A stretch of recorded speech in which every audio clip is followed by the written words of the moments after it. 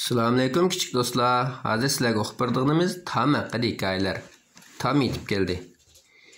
Hikoyamizni anglashdan burun qonimizga a'zo bo'lishni va eng yangi hikoyalarni anglashga qiziqsanglar, qo'ng'iroqni besitishni unutmanglar.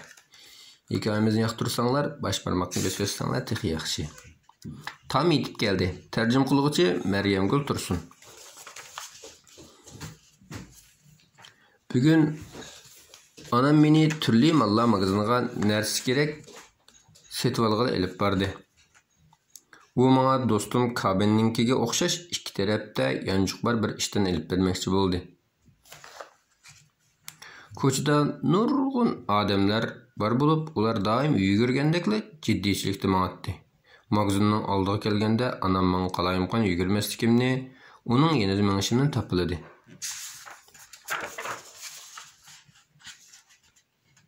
Magazinga kirdik.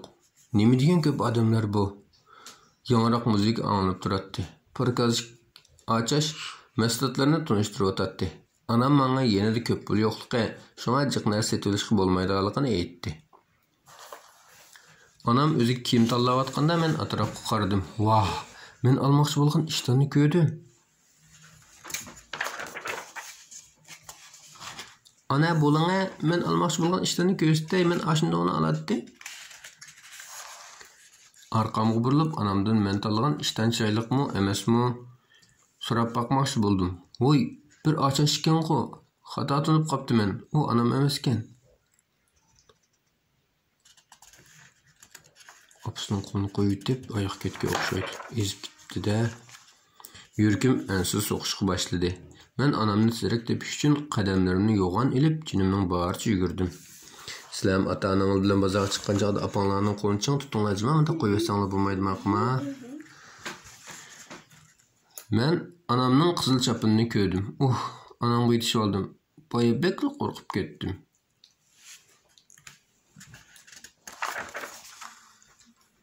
Biroq u anam emas ekan.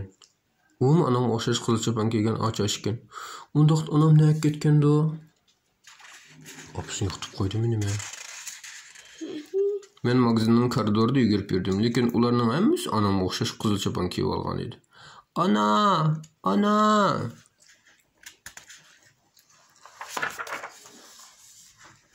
Hem yerini izlabmi, anamni topa olmadim. Bu yerda men tanimaydigan nurg'un odamlar bor ekan.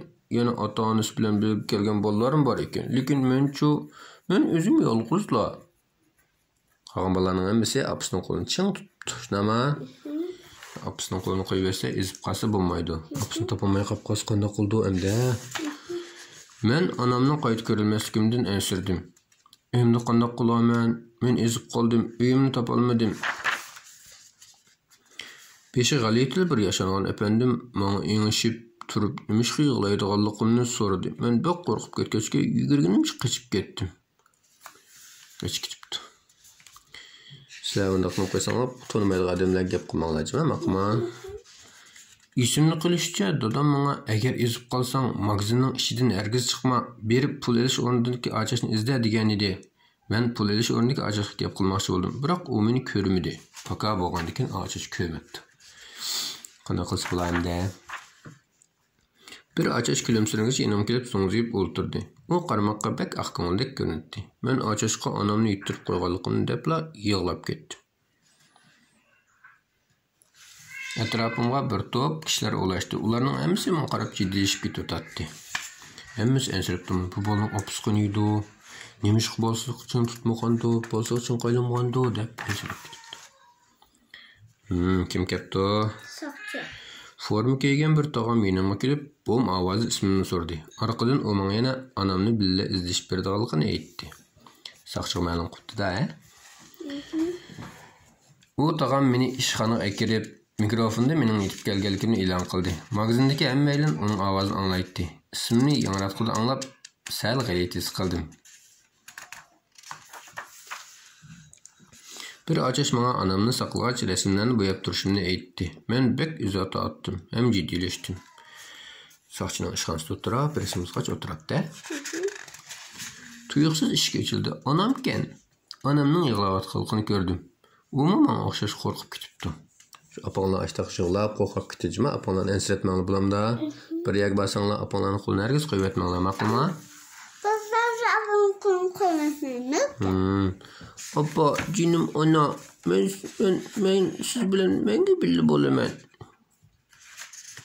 Boya intayin qo'rqib ketdim. Hozir onamning qo'lini ching tutib oldim.